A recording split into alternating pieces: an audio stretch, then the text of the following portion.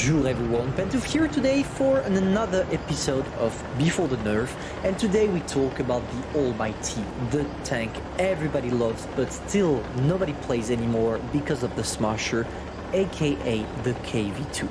Let me explain to you briefly the history of that tank in World of Tanks Blitz. During the 5.5 update, which is the worst update of all time, where Wargaming decided to completely remove from the tech tree different derpy tanks, such as the T-150, the Churchill gun carriage, all those kind of tanks, to make the grind easier, but also to avoid seeing new players getting one-shotted and getting discussed about the game, and in order to keep their players, Wargaming decided that it would be a good idea for them to completely remove all those tanks. If you had them in the garage before the 5.5 update, you still have them, but if you were not playing before that date, then you will never be able to get them, except maybe in Battle Pass, because it seems like Wargaming is coming back on their decision by hiding all those tanks in the premium Battle Pass. But let's be honest, paying for tanks that were free back in the days is a little bit irritating, let's say that. But we're not here to talk about 5.5 update, we're here to talk about the mighty KV-2. And if you followed what I just said, you're like, hey Pantouf, you said Wargaming wanted to remove all the derpy tanks in the game, or at low tier in the 5.5 update. Why they did not get rid of this tank, the KV-2, which seems to be the king of derps. And if you take a look at World of Tanks Blitz official channel, they say that it's the king of derp, and they did a review about the tank calling it the king of derp.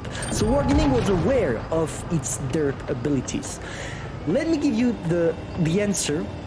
Wargaming said, and that's literally coming from Wargaming, we would have loved to be able to remove the KV-2 from the game, but due to its popularity, it's impossible for us to remove that tank, and we know how big the backlash from players would be if we did, so we decided to keep it in the tech tree so future generations of players will have the same fun as the older one. Or at least they will not get the same fun. Let me explain to you briefly why. This tank was not removed, but it got nerfed. Wargaming touched several things concerning that tank. The main one being its HE penetration. For those of you who don't know how HE or high explosive shells are working in this game, let me explain to you briefly the mechanism. Even if you don't penetrate, when you're using high explosive shell, you will do damage. And if you don't penetrate, your damage is going to be calculated and take into consideration several factors that you have to add in a mathematical formula that will give you a number that is basically the number of damage you are going to do.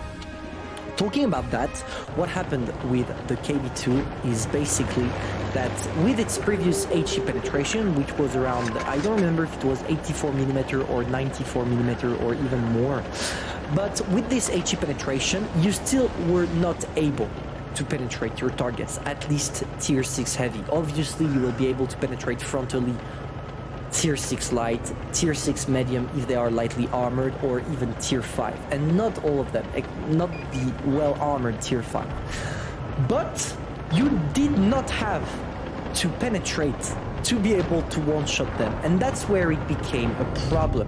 Because with 84 or 94mm of penetration the KV-2 had, it was way too easy for you to one-shot them without having to aim at weak spots. You just had to see the tank, you turn your turret, boom, one shot.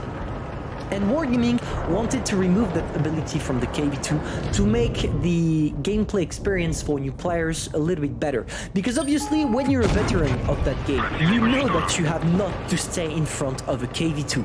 But not everybody knows that, especially new players, because tier 6 is quite affordable even these days for new players. I think to get to tier 6 nowadays, if you are good since the start, but let's not consider you're good since the start. Let's consider that you are a real new player. I think it will take you between 2 and 3 weeks to be able to get it. So it's quite fast, and you don't have to play like a no-life to actually get it in 3 weeks. And when you encounter that tank, which is the first tank ever to have the derpiest gun of all, and getting one shot, it can be frustrating.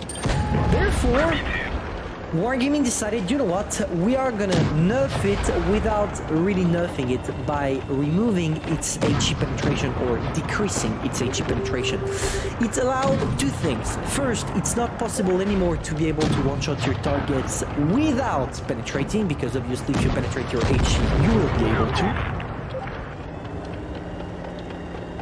Sorry guys. And second thing, by decreasing the HE penetration, it will actually force players that will get that tank from the tech tree to aim at targets. Therefore, it will help players knowing what weak spots are and when to shoot and when not to shoot.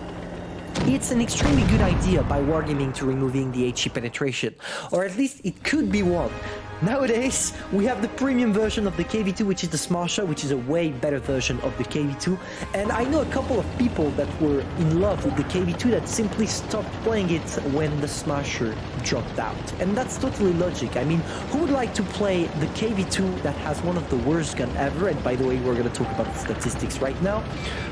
When you can have the exact same tank one tier higher that makes more credits and is way funnier to play. You have the answer. Everybody turn to the Smasher, to the dark side of World of Tanks. But what does this tank has that makes it special? Obviously, you understand by now, it's the gun. But even if the gun makes a lot of players fantasize, you really need to have the RNG with you to be able to play correctly that tank. Let me explain to you briefly. Yes, if you sneak an HE shot and you manage to penetrate, you will have 930 alpha damage, which is enough to pretty much one-shot every single tier 5 and most tier 6. But to compensate for that, you have one of the worst gun accuracy, one of the worst aiming time, one of the worst reload time, if not the worst reload time of tier 6. Everything beside that sucks. And it can either be quite good or quite frustrating to play your KV-2 depending on if the RNG is on your side or not. When the RNG is not on your side, you will literally struggle and not do anything. When the RNG is on your side, you're gonna have to pray Wargaming and RNGs just after your match to be able to get it a second time in a row.